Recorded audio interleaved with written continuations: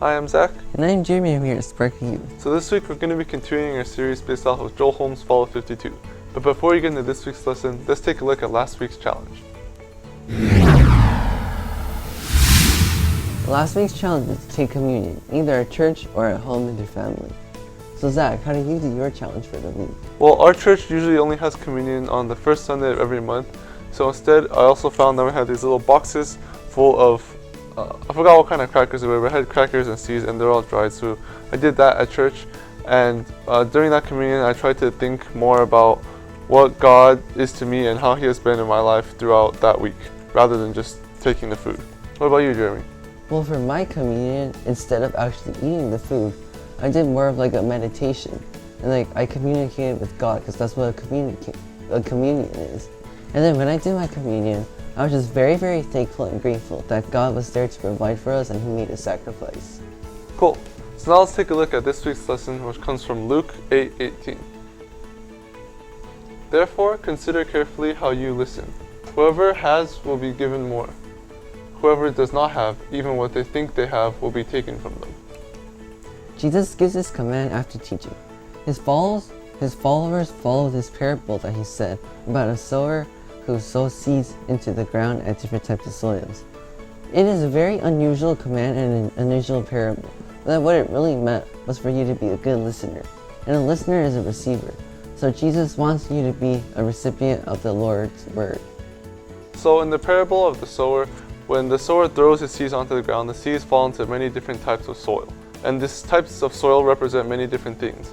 For example, the shallow soil that the seeds fall into are people that are too quick to listen to the word and don't really think about it, but just want to blindly accept it because it sounds so great to them.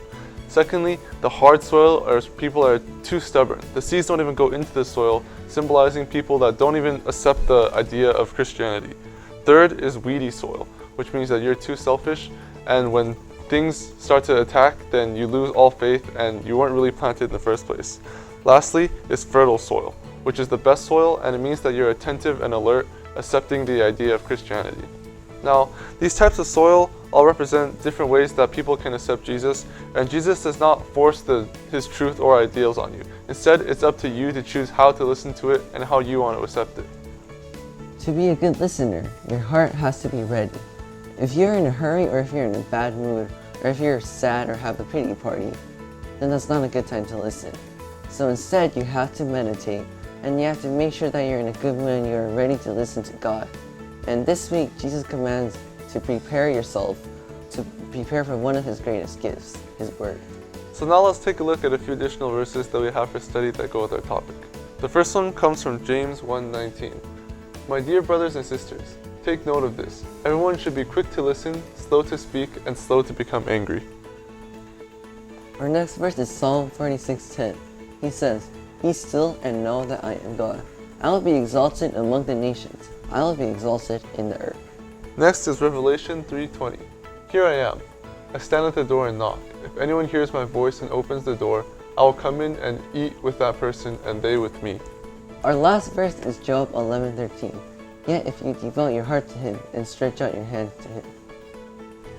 So that concludes all of our extra verses. Now we're going to take a look at this week's challenge. This week, you're supposed to practice preparing your heart before going to church or reading the Bible. So there's a lot of different ways that you can prepare your heart.